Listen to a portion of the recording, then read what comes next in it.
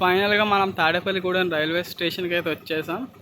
Tadepalligudem railway స్టేషన్లో మనకి development works అనేవి అయితే జరుగుతున్నాయండి. ఒకసారి మనం రైల్వే స్టేషన్ లోపలికి వెళ్ళి చూద్దాం అసలు ఏం జరుగుతున్నాయి ఏంటి అన్నది.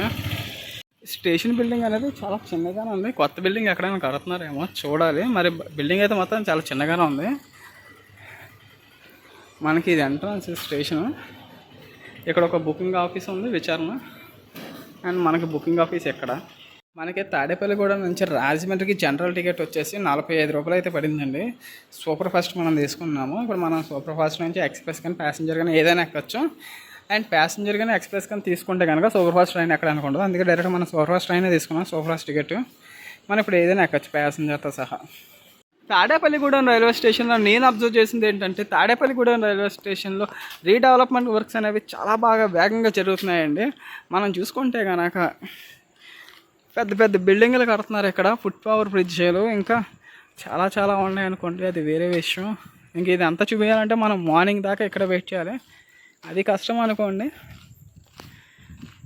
తాడేపల్లిగూడెం రైల్వే స్టేషన్, తాడేపల్లిగూడెం నుంచి ఎవరైనా చూస్తూ ఉంటే కనుక కింద కామెంట్ చేయండి మీ ఊరు రైల్వే స్టేషన్.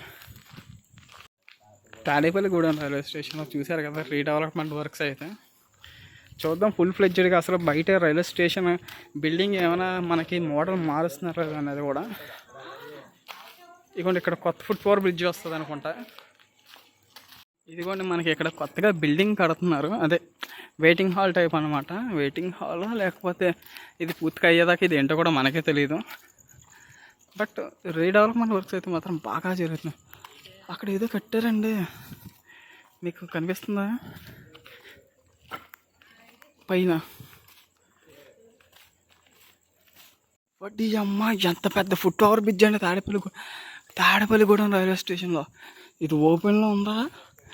ఓపెన్లో ఉంటే కనుక ఒక్కసారి పైకి ఎక్కి చూద్దామండి.